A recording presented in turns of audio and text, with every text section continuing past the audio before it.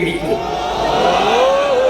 ഇന്നിവിടെ ബഹുമാനപ്പെട്ട മുഖ്യമന്ത്രിയും ഉസ്താദും ചേർന്ന് ഉദ്ഘാടനം ചെയ്ത ആ പരിപാടി തന്നെ, ആ ഒരു കാരുണ്യ പദ്ധതി തന്നെ അതിനുള്ള ഏറ്റവും വലിയ ഉദാഹരണമായി മാറുന്നു. മനുഷ്യന്റെ സങ്കടങ്ങൾ കാരണം പാർശ്വവൽക്കരിക്കപ്പെട്ട പാവങ്ങളെ ഹൃദയത്തോട് ചേർത്ത് നിർത്തണം എന്ന മനോഹരമായ സന്ദേശമാണ് നൽകുന്നത്.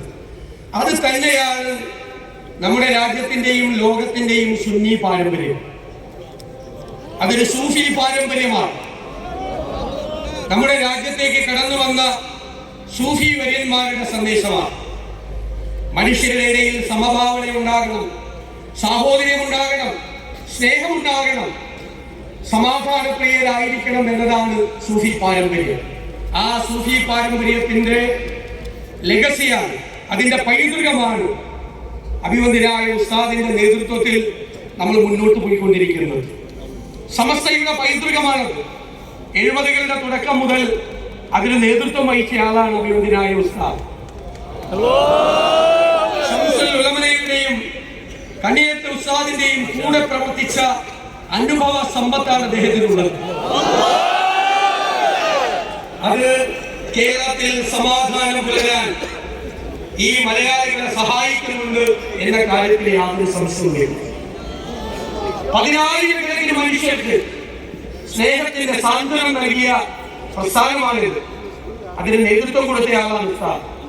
എത്രയോ പേർക്ക് പാർപ്പിടങ്ങൾ, എത്രയോ പേർക്ക് സൗജന്യ വൈദ്യസഹായങ്ങൾ, എന്തുമാത്രം സഹായങ്ങളാണ് കഴിഞ്ഞ ഇത്രയും വർഷക്കാലം ചെയ്തത്, ഇപ്പോൾ ചെയ്തുകൊണ്ടിരിക്കുന്നത്. പുതിയ പദ്ധതികൾക്ക് വേണ്ടി രൂപം കൊടുത്തിട്ടുള്ളത്. അറിവിന്റെ വെളിച്ചമാണ് വിദ്യാഭ്യാസം, അല്ലേ? ഈ അന്ധകാരത്തിലേക്ക് വെളിച്ചം പകരുന്നതാണ് വിദ്യാഭ്യാസം. ആ വിദ്യാഭ്യാസത്തിലൂടെ ലക്ഷക്കണക്കിന് ആളുകളെയാണ് അറിവിന്റെ വെളിച്ചത്തിന്റെ ലോകത്തിലേക്ക് ഉസ്താദിന്റെ നേതൃത്വത്തിൽ കൈപിടിച്ച് ആനയിച്ചുകൊണ്ടിരിക്കുന്നത്. അത് തുടരട്ടെ എന്ന് ഞാൻ പ്രാർത്ഥിക്കുന്നു. ഈ വേദിയിൽ വെച്ച് ഒരുപാട് കാര്യങ്ങൾ ചെയ്യാൻ ദൈവം അദ്ദേഹത്തെ അനുഗ്രഹിക്കട്ടെ, ഈ പ്രസ്ഥാനത്തെ അനുഗ്രഹിക്കട്ടെ എന്ന് ഞാൻ പ്രാർത്ഥിക്കുന്നു. നമ്മൾ ജീവിക്കുന്നത്, ഞാൻ സുദീർഘമായി സംസാരിക്കില്ല എന്ന് നിങ്ങൾക്ക് വാക്ക് തരുന്നു. ഇത് ഒരു പ്രത്യേക കാലമാണ്, കെട്ട കാലമാണ്. രാജ്യത്തുടനീളം സംഘർഷങ്ങൾ ഉണ്ടായിക്കൊണ്ടിരിക്കുക. ഒരു വിഭാഗം ജനതയെ ഒറ്റപ്പെടുത്തി ആക്രമിക്കാൻ ഒരു കൂട്ടർ ശ്രമിക്കുന്നു. ജാതിയുടെ പേരിൽ, മതത്തിന്റെ പേരിൽ ഭിന്നിപ്പുണ്ടാക്കി വിദ്വേഷ പ്രസംഗങ്ങൾ നടത്തി നമ്മളെ ശത്രുക്കളാക്കാൻ, അതിലൂടെ അധികാരത്തിലെത്താൻ, അധികാരം പിടിച്ചെടുക്കാൻ ചിലർ ശ്രമിക്കുന്നു. അതിനെതിരായി നമ്മൾ പോരാടേണ്ടത് തോളോട് തോൾ ചേർന്ന് നിന്നുകൊണ്ടാണ്. നമ്മളെ കാല് കയറ്റിയാലൊന്നും കുഴപ്പമില്ല, പക്ഷെ കാല് കയറ്റുന്നവരെ നമ്മൾ സൂക്ഷിച്ചു വേണം. അവര് വിദ്വേഷം പ്രസംഗിക്കുന്നവരാകരുത് എന്ന് നമുക്ക് ഉറപ്പുവരുത്തണം. അതിനെതിരായി ചെറുത്തു നിൽക്കാൻ, പ്രതിരോധം സൃഷ്ടിക്കാൻ ഒരു മനസ്സുണ്ടാകണം. അതിന് കാപട്യമല്ല വേണ്ടത്. വോട്ട് നഷ്ടപ്പെട്ടാൽ വോട്ട് പോകട്ടെ എന്ന് വിചാരിക്കണം. തെരഞ്ഞെടുപ്പിൽ തോറ്റാൽ തെരഞ്ഞെടുപ്പിൽ തോറ്റു പോകട്ടെ എന്ന് വിചാരിക്കണം. മതേതരത്വത്തിൽ തൊട്ട് കളിച്ചാൽ, വിട്ടുവീഴ്ചയില്ലാത്ത നിലപാടെടുത്ത് വാക്ക് പറഞ്ഞാൽ വാക്കായി അതിന്റെ കൂടെ നിൽക്കണം. ഇരട്ടത്താപ്പ് പാടില്ല, കാപട്യം പാടില്ല.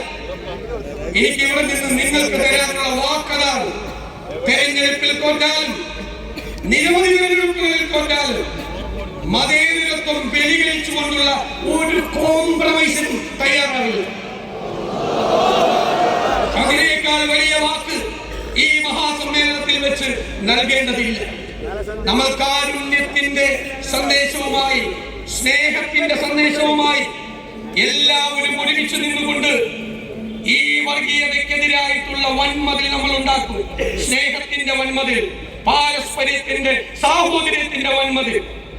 പഴയകാല ചരിത്രത്തിലേക്കൊന്നും ഞാൻ പോകുന്നില്ല. പഴയകാല ചരിത്രമൊക്കെ പറയാൻ പോയാൽ നമുക്ക് ഒരുപാട് കാര്യങ്ങൾ പറയേണ്ടി വരും.